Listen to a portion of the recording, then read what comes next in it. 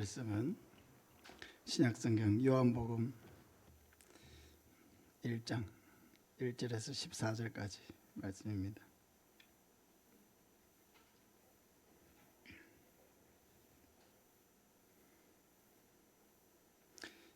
신약성경 142쪽 요한복음 1장 1절에서 14절까지입니다.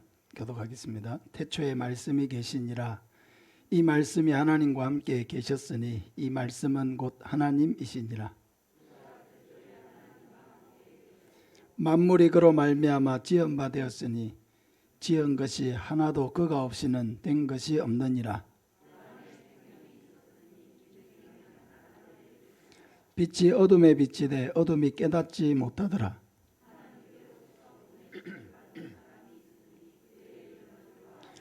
그가 정언하러 왔으니 그 빛에 대하여 정언하고 모든 사람이 자기로 말미암아 믿게 하려 함이라. 참빛 곧 세상에 와서 각 사람에게 비추는 빛이 있었나니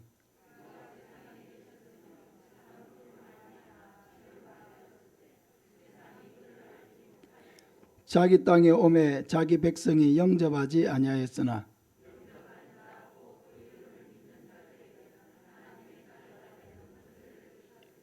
이는 혈통으로나 육정으로나 사람의 뜻으로 나지 아니하고 오직 하나님께로부터 난 자들이니라.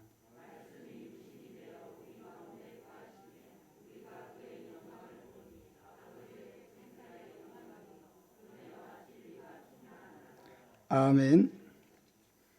예수님을 믿을 때 주시는 권세란 제목으로 말씀을 전하겠습니다.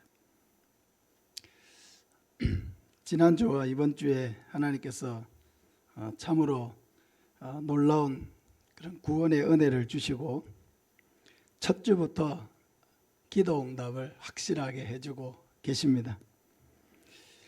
우리가 기도하고 있는 제목 중에 매주일 복음을 들을 사람을 붙여주셔서 50명 이상에게 예수님을 영접하게 해달라고 이렇게 우리가 기도하는 제목이 있습니다.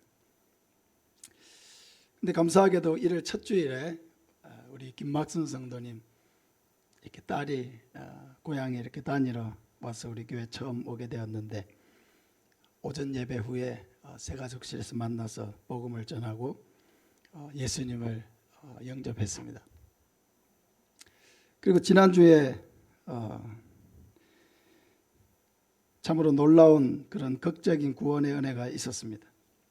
우리 지금은 이제 천국에 가신 우리 박정인 씨 한평생 예수님 믿을 수 있는 기회가 많이 있었지만 믿지 않다가 돌아가시기 하루 전에 예수님을 영접했습니다. 지난주 수요일 날 많은 사람들이 이렇게 양산 부산대병원에 가서 복음을 전할 때만 해도 마음의 문을 열지 않고 실망 속에 돌아올 수밖에 없었는데 우리가 수요일 저녁에 함께 기도하고 목요일 날 또 함께 기도했더니 하나님께서 그 마음의 문을 열어주시고 금요일 저녁에 이렇게 참 은혜 가운데 이렇게 예수님을 영접하도록 하나님께서 그 마음의 문을 열어주셨습니다. 그리고 그 다음날 돌아가셨습니다. 장례식도 은혜 가운데 잘 마쳤습니다. 생각해 보면은 꿈 같은 일이죠. 너무 놀라운 그런 꿈 같은 일이 우리 안에 일어났습니다. 그리고 오늘 또 한 번 이렇게 만나서 복음을 전했는데 역시 예수님을 영접했습니다. 우리 김영숙 권사님이 요양사로 이렇게 돌보고 계시는 우리 두수마을의 박두현 할아버지 이제 83세입니다. 83세. 작년에 지금으로부터 몇 달 전이죠. 몇 달 전에 만나서 영접 기도도 한번 했었습니다. 할아버지는 10대, 20대 시절에 우리 교회를 그러니까 우리 교회 아주 설립 초창기에 10년 정도 우리 교회를 출석한 그런 청년이었습니다. 지금은 이제 83세가 되셨지만 근데 너무나 이 철저한 그 불교 신자였던 그 어머니가 하루는 이렇게 이 아들을 불러가지고 절대로 이제 어머니를 생각해서 교회를 가지 마라. 이 어머니가 이제 단호하게 이제 이 아들에게 얘기를 했는데 또 대부분 다 또 효자잖아요, 효자.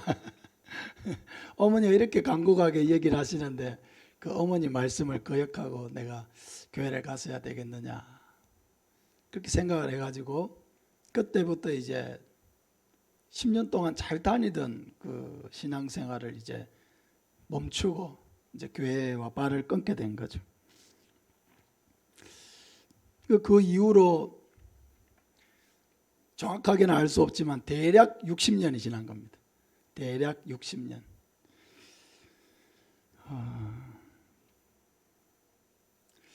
근데 이제 교회를 다녔다가 가지 않게 된 분들의 마음속에는 이제 긍정적인 것보다는 부정적인 생각이 더 많이 그 마음속에 자리를 잡아서 다시 이렇게 마음을 내고 교회를 온다는 것이 사실상 참 더 어려울 수가 있습니다. 아예 아무것도 한 번도 안 오다가 오는 사람보다는 교회를 이미 어느 정도 알고 경험을 하고 떠났다가 다시 어느 기간이 지난 후에 돌아온다는 것은 또 참으로 어려운 부분이 있습니다.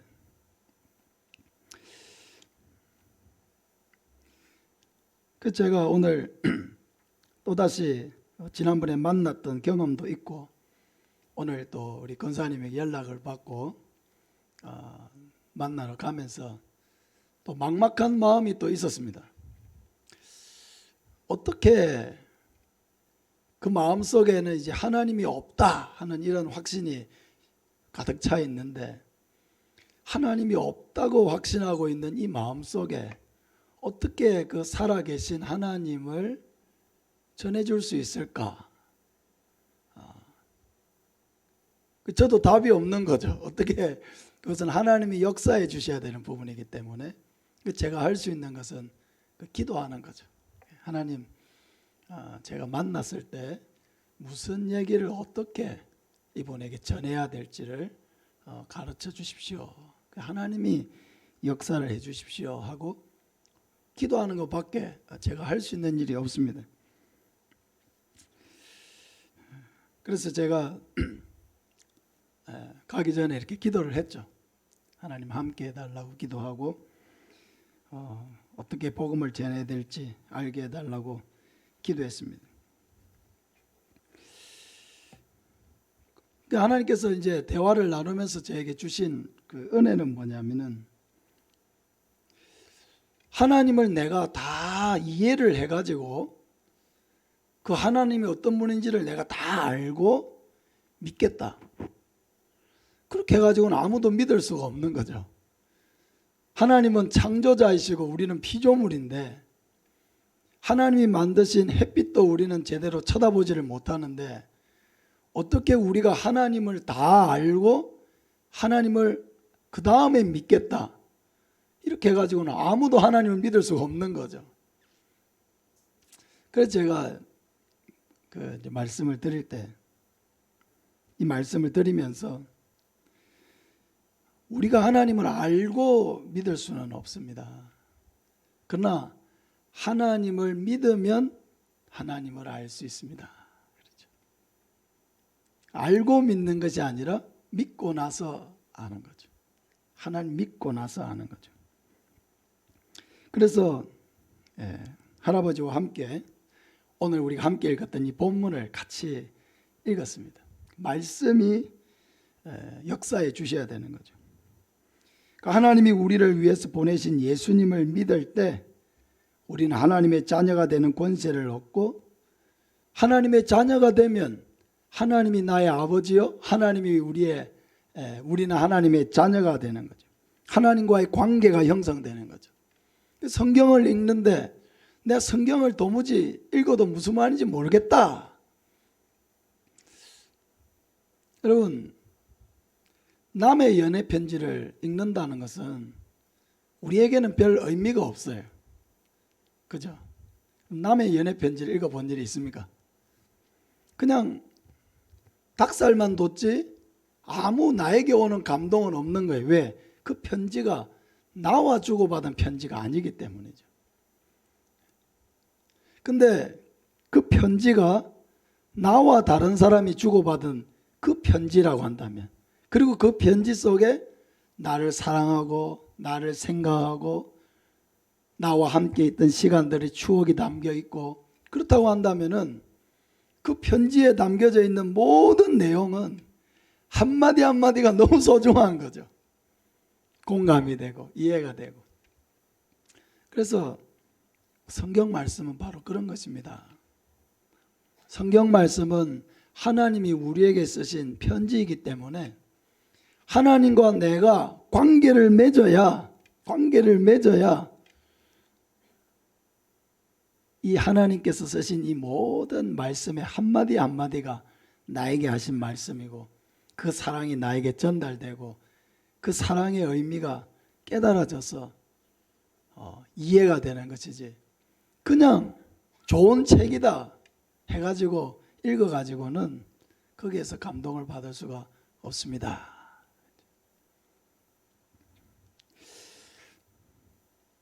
할아버지 마음의 문이 이렇게 많이 열리시는 거죠. 많이 열리시는 거죠. 오늘 본문에 우리 나와 있는 그 예수님은 어떤 분이십니까? 예수님은 먼저 하나님이시죠. 1절 2절에 보면 태초에 말씀이 계시니라. 이 말씀이 하나님과 함께 계셨으니 이 말씀은 곧 하나님이시니라. 그가 태초에 하나님과 함께 계셨고 했습니다. 그리고 그 말씀이신 하나님이 14절에 오면은 육신이 되어 우리 가운데 오셨죠. 그러니까 예수님은 태초에 하나님과 함께 계신 분으로서 예수님이 곧 하나님이신 것입니다. 하나님에게 시작도 끝도 없듯이 예수님에게도 시작도 끝이 없고, 또 함께 하신 분으로서 예수님 자신이 바로 하나님이시라는 것을 우리에게 1절이 가르쳐주고 있습니다. 그리고 하나님이시면서 동시에 창조자이죠. 3절에 보면 만물이 그로 말미암아 지은 바 되었으니 지은 것이 하나도 그가 없이는 된 것이 없느니라. 예수님은 창조자이시고 예수님이 창조하신 그 많은 창조물 가운데 바로 나도 있는 것이죠. 나의 창조자가 되신다는 것입니다. 근데 이 하나님이시고 창조자이신 이 예수님이 이 땅에 오셨는데 예수님을 알아보지 못했습니다. 왜 그렇습니까? 예수님 안에는 생명이 있었지만은 사람들은 죽음에 사로잡혀 있었기 때문이죠. 예수님은 빛이시지만 사람들은 어둠에 갇혀 있기 때문이죠. 그래서 예수님을 알아보지 못했습니다. 예수님과 이 땅에 있는 사람은 전혀 다른 세계 속에 살고 있는 거죠. 이 지옥의 권세가 지배하는 세계, 어둠의 세계, 죄악의 세계, 형벌의 세계, 하나님의 진노받을 그런 세계 속에 인간은 갇혀져 있고, 예수님은 하늘에서 오시고 하나님이시고 영원한 생명을 가지시고 빛으로 이 땅에 오셨습니다. 예수님의 존재와 이 땅에 있는 존재는 근원적으로 다른 것입니다. 그래서 예수님을 알아보지 못하고 배척했습니다. 거부했습니다. 여러분, 이 죽음을 가진 인간, 하나님의 진노 속에 있는 인간, 자기 죄에 빠져 있는 인간, 어둠 속에 갇혀 있는 이 인간이 예수님을 믿기 위해서 꼭 필요한 일이 있습니다. 그것은 바로 자신이 죄인이라는 것을 아는 것입니다. 이 세상에서 우리가 가져야 될 지식이 많지만은 가장 중요한 지식이 뭐냐? 가장 근원이 되는 지식이 뭐냐? 그것은 바로 내가 죄인이라고 하는 지식입니다. 우리 한번 따라합시다. 나는 죄인입니다. 이게 정직한 고백이에요. 참으로 정직한 고백, 진실한 고백이죠. 나에 대해서 하나님 내가 죄인입니다 라고 하는 이 고백보다 우리가 할 수 있는 더 정직하고 더 진실한 고백이 없어요. 내 액면 그대로의 모습이 바로 죄인인 것입니다. 죄가 우리 안에는 가득 차 있죠. 그러니까 남을 비난할 겨를이 없습니다. 우리에게는. 왜? 다른 사람을 비난하던 그 모든 잘못과 죄가 우리 안에 그대로 있기 때문입니다. 우리가 다른 사람에 대해서 막 뭔가를 얘기할 때 그런 얘기를 하면서 가만히 생각을 한번 해보세요. 그런 잘못이 나에게는 없는가? 그런 죄가 나에게는 없는가? 나는 그 사람의 이런 잘못에 대해서 막 이야기를 하는데 그런 비난받을 일이 나에게는 없는가?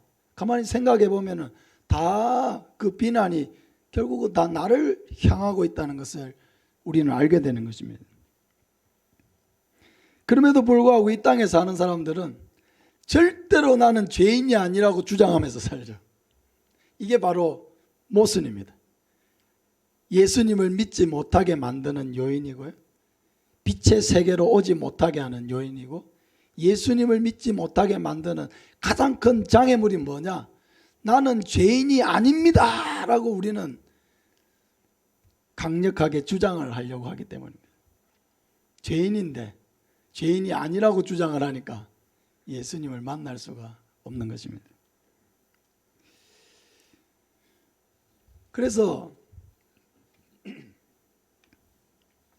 복음을 전할 때 항상 장벽이 뭐냐면은 내가 죄인이라는 것을 어떻게 깨닫게 할 것이냐, 여기에 그 복음을 알게 하는 가장 핵심이 있는 거예요. 내가 죄인이라는 것을 알게 해야 돼요. 이 고백이 그 입에서 나와야 예수님이 증거될 수가 있습니다. 나는 죄인이 아니고, 나는 의로운 사람이고, 나는 법 없이도 살 사람이고, 나는 깨끗한 사람이고, 나는 정직한 사람이고, 나는 좋은 사람이고, 나는 착한 사람이다. 그럼 이렇게 주장하는 사람에게 예수님이 왜 필요하겠습니까? 이렇게 주장하는 사람에게는 예수님이 필요 없는 거예요. 자기는 충분히 어려우니까. 근데 사실은 그것이 아니거든요. 우리 안에는 죄가 가득합니다.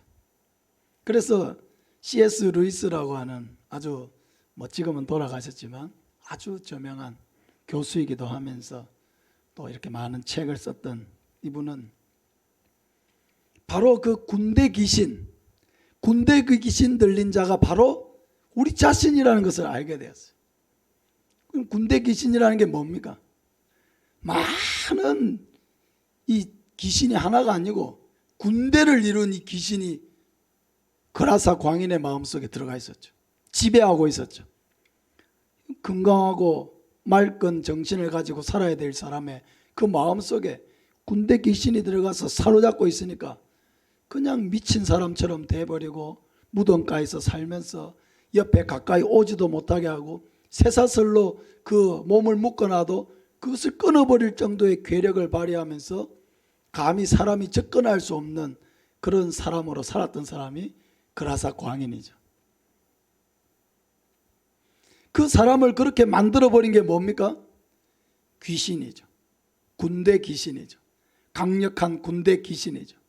그 군대 귀신이 그 사람을 정상적으로 살지 못하게 만들고 미친 사람으로 살게 만들고 비정상적인 사람으로 살게 만든 거죠. 그럼 바로 우리 안에 있는 죄가 바로 그 군대 귀신과 같은 것입니다. 왜 하나님께서 하나님이 만드신 하나님의 형상을 입은 우리가 왜 죄를 짓느냐 하는 거죠. 왜 악한 생각을 하느냐는 거죠. 왜 부정적인 생각에 더 사로잡히냐는 거죠. 왜 다른 사람의 좋은 점보다는 단점을 먼저 보느냐는 거죠. 왜 칭찬할 일보다는 지적할 일을 먼저 생각해내느냐는 거죠. 왜 격려하기보다는 그 사람의 사기를 꺾고 마음의 상처를 주느냐는 거죠. 군대 귀신이죠. 군대식 귀신과 같은 그런 죄가 우리를 지배하니까 하나님의 성령이 지배하면 그 성령의 열매가 우리로 통해 나와야 되는데 죄가 우리를 지배하니까 어떻게 됩니까? 죄가 우리에게서 나오게 되는 거죠. 우리의 입술이 죄의 도구가 되는 거죠. 우리의 눈이 죄의 도구가 되는 것이죠. 우리의 몸이 죄의 도구가 되는 것이죠.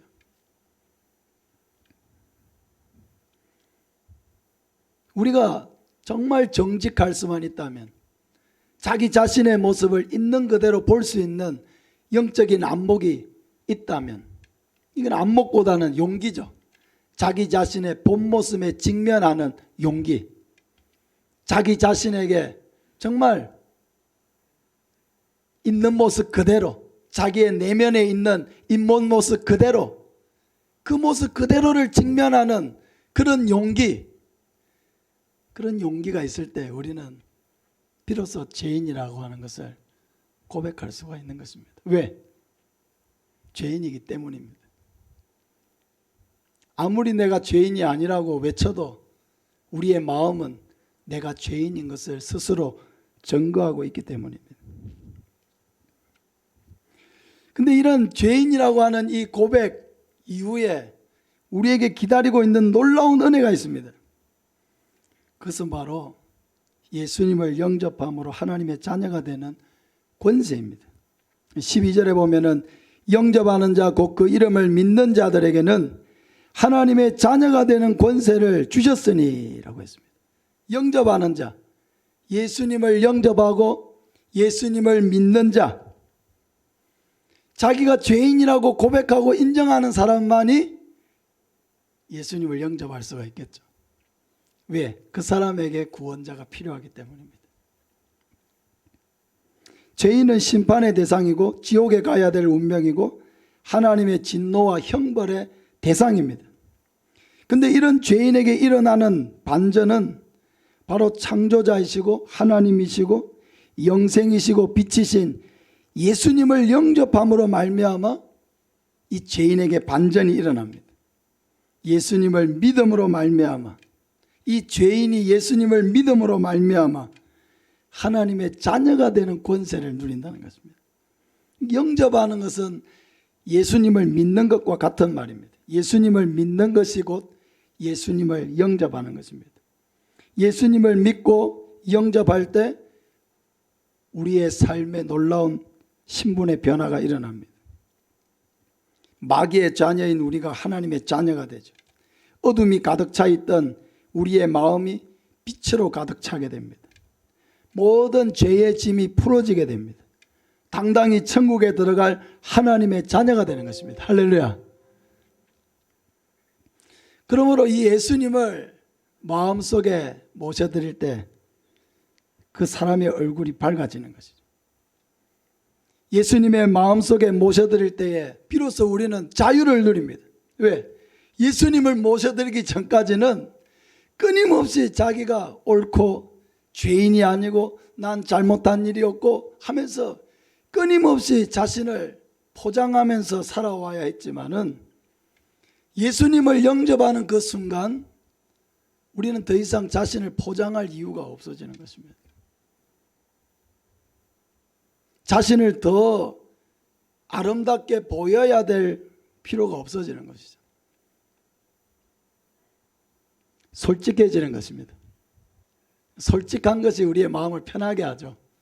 뭔가를 숨기려고 하면 그 자체가 우리 마음에 부담을 줍니다. 솔직한 사람은 부담이 없는 거예요. 정직한 사람은 부담이 없는 것입니다. 그래서 이 영접 기도를 할 때 참 이 클라이막스가 어디에 있냐면은 하나님 나는 죄인입니다 하는 고백을 할 때입니다.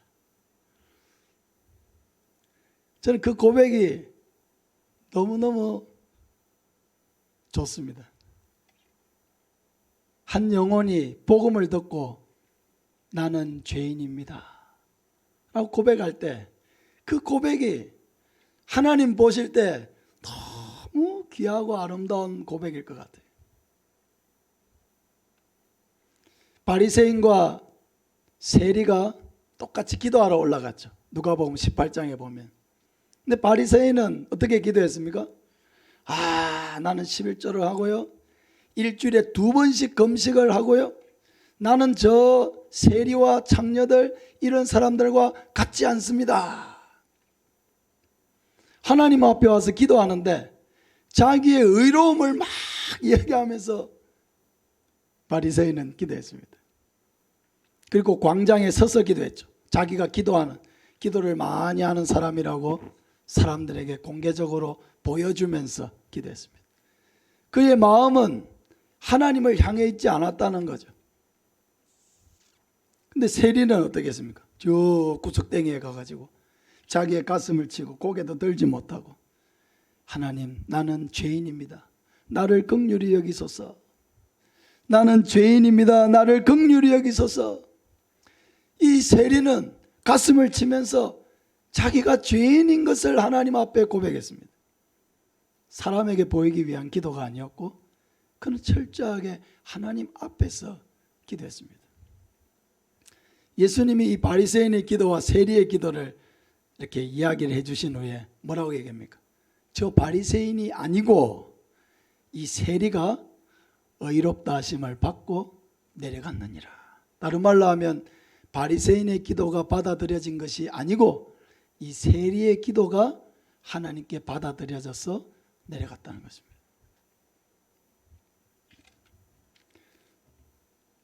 나는 죄인입니다. 그 고백을 할 때 저는 하나님의 성령의 역사를 느낍니다. 하나님의 성령이 이 고백을 듣기 위해서 이렇게 역사하시고 그 마음을 겸손하게 해주셨구나.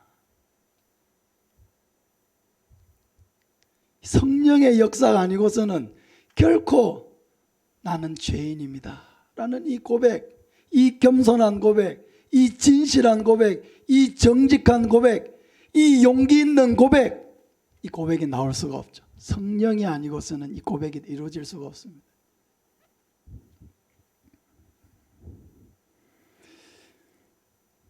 그러니까 이 고백을 하면은 그냥 그 마음속에 있는 묵은 채증이 확 쓸려 내려가는 것 같고요. 꽉 막혀있던 하수구 구멍이 뻥 뚫리는 것 같습니다. 나는 죄인입니다. 너무 정직한 고백이죠. 이렇게 정직한 고백이 있을 수가 없어요. 나는 죄인입니다. 하나님의 사랑을 입고 긍휼을 입을 만한 고백입니다. 이 고백이 진실된 사람은 반드시 구원받은 자인 것을 믿으시길 바랍니다.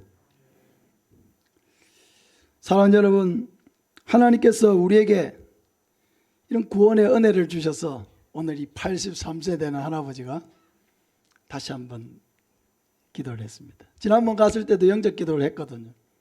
제가 물었어요. 할아버지, 지난번에 제가 왔을 때 같이 기도하셨지요?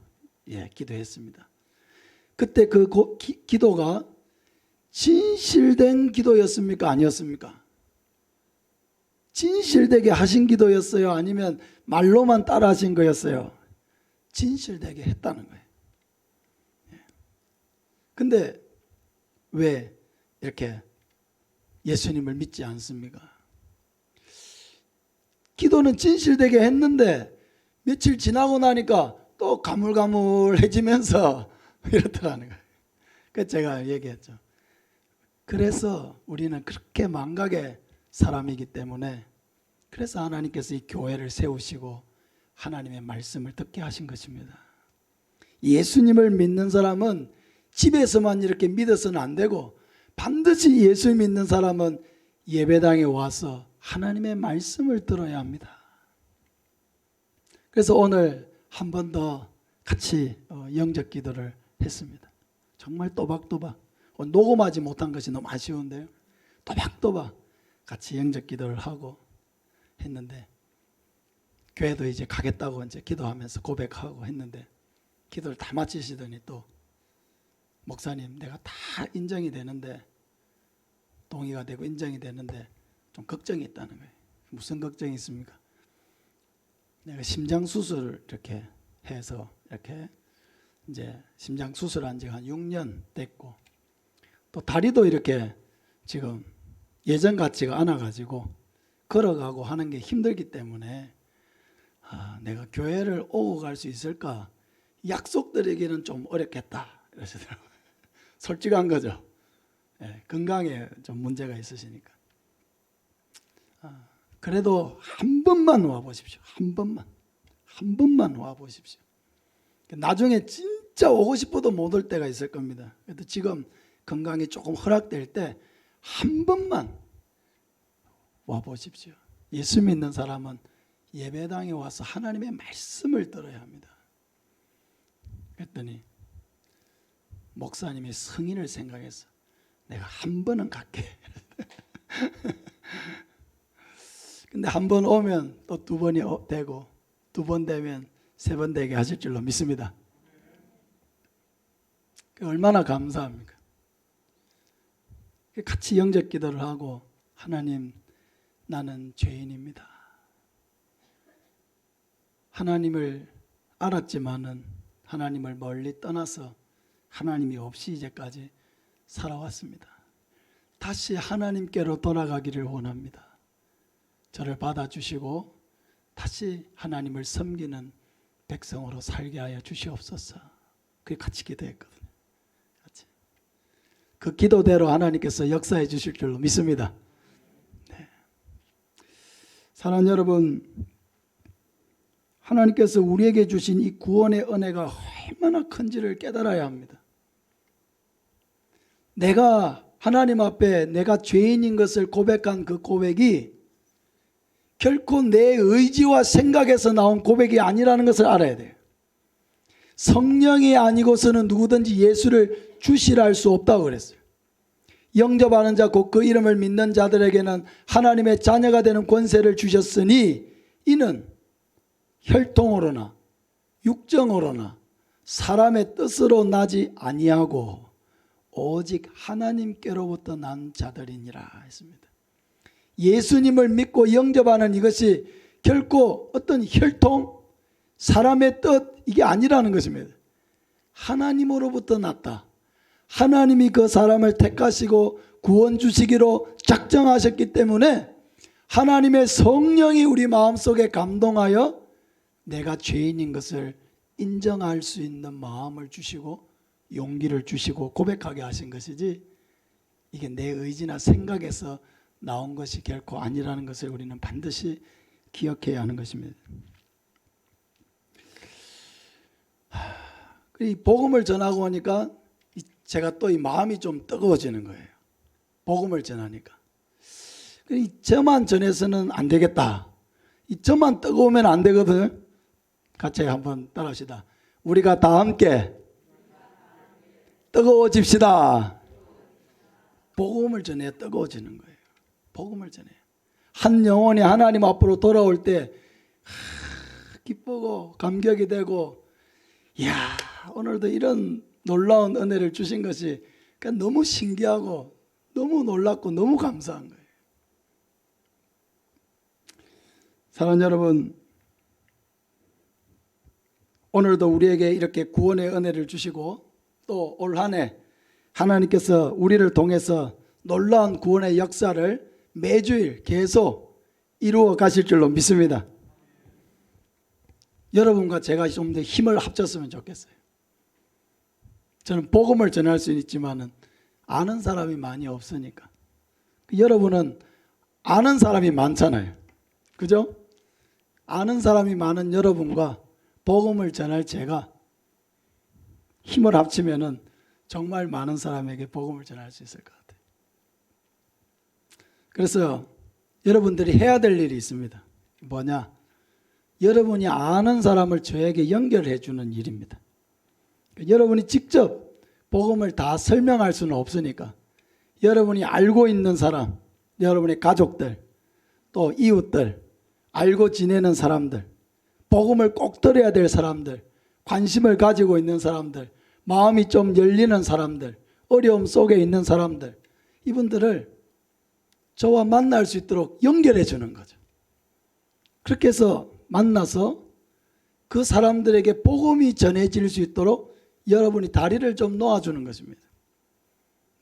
그래서 매주일 2명 정도는 이렇게 만나서 복음을 전했으면 좋겠다, 그런 소망을 가지고 기도하고 있거든요. 그래서 이 사역을 여러분들이 함께 동력해 주시기를 바랍니다.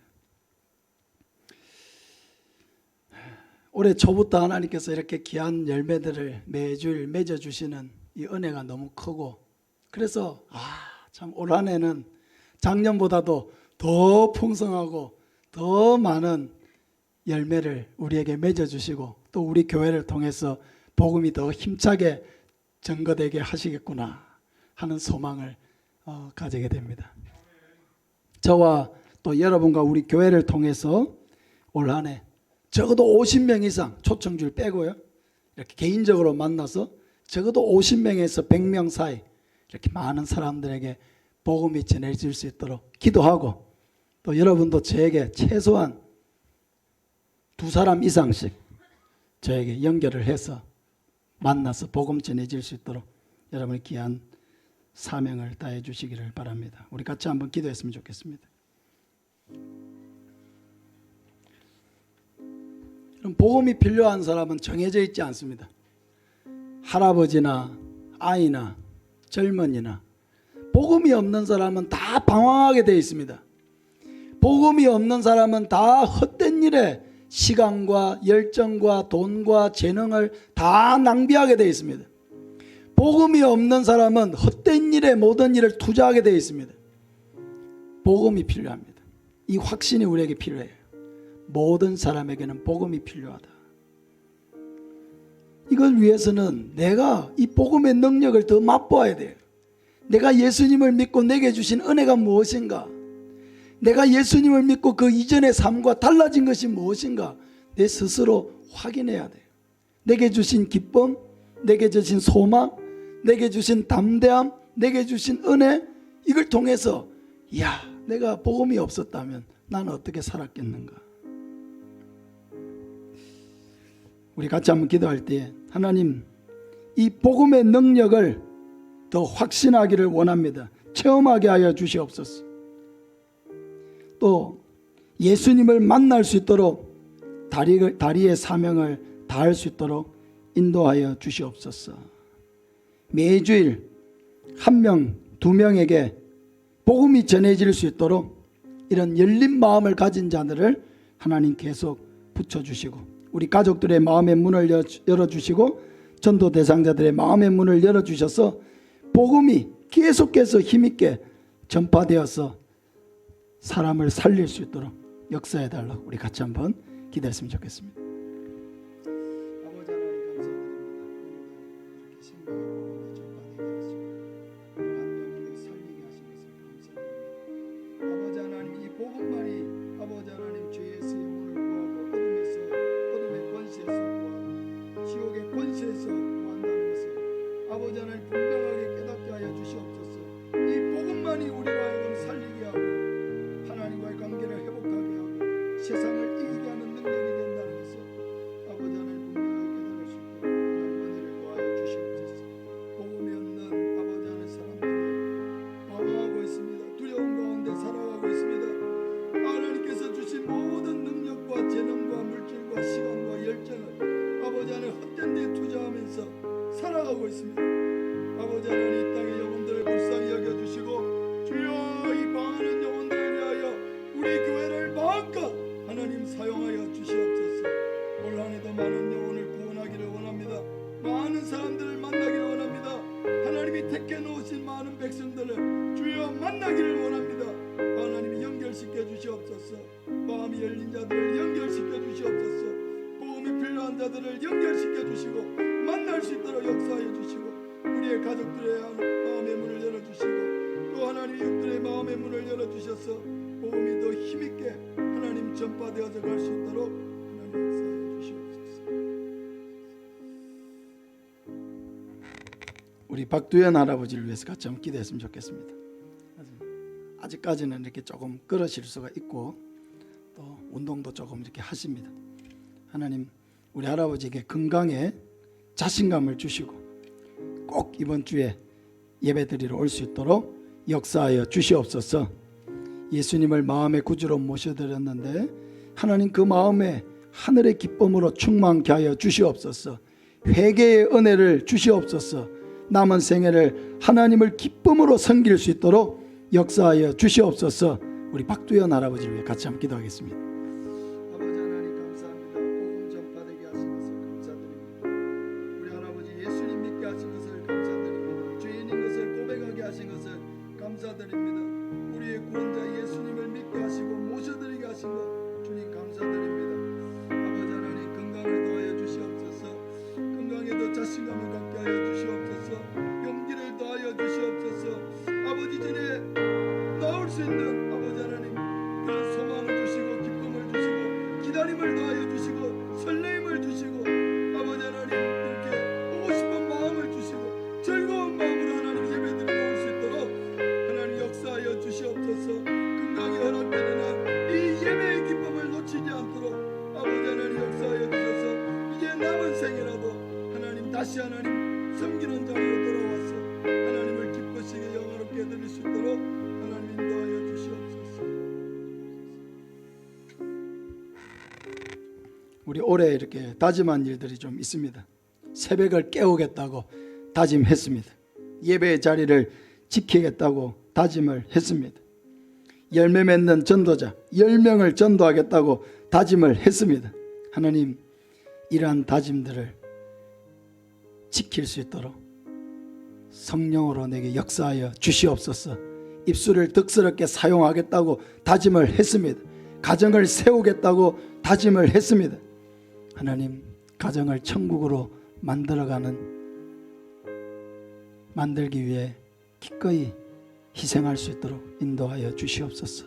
입술을 덕스럽게 사용해서 교회를 세우고 하나님 나를 세우고 복음을 전하는 입술로 쓰임받기를 원합니다. 이 다짐한 일들을 지켜나갈 수 있도록 하나님 은혜를 달라고 우리 같이 한번 기도하겠습니다. 아버지 하나님 올해를 우리가 진행하면서 여러 가지를 하나님 다짐하였습니다. 새벽을 깨우기로 하나님 다짐하였습니다. 예배의 자리를 지키기로 다짐하였습니다.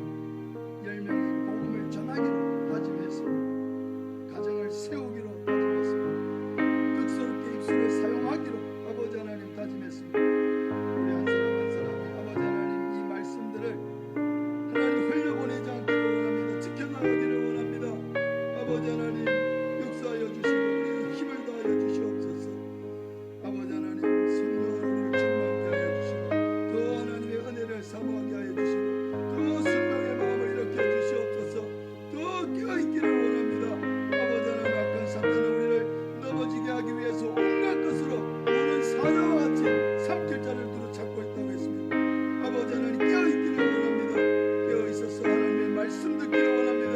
순종하기를 원합니다. 하나님의 자녀로 서기를 원합니다. 이 복음의 능력을 더 체험하기를 원합니다. 아버지 하나님 나와 같이 부여와 연약한 자들을 통하여 하나님의 복음이 계속 전파되기를 원합니다. 아버지 하나님 사용하여 주시옵소서. 우리 한복승 권사님을 위해서 같이 한번 기도합시다. 하나님 건강을 회복시켜 주시옵소서. 치료하여 주시옵소서. 깨끗게 하여 주시옵소서. 강건케 하여 주시옵소서. 교회가 합심하여 기도할 때에 응답해 주신 아버지 하나님 한복승 권사님을 살려주시고 다시 일으켜 주시고 주의 복음을 위해 일할 수 있도록 은혜를 더하여 주시옵소서. 가족들도 건강을 지켜주시고 조금도 낙심하지 않고 믿음으로 하나님을 바라보게 하시고 모든 성도들도 믿음으로 하나님을 바라보게 하여 주시옵소서. 우리 같이 한번 기도하겠습니다. 아버지 하나님 성도사를 주시고 오늘까지 인도하신 아버지 하나님 하나님께서 택하시고 자녀 삼으셨습니다. 주여 살려주시기를 원합니다. 일으켜주시기를 원합니다. 주여 성령으로 충만케 하여 주시기를 원합니다.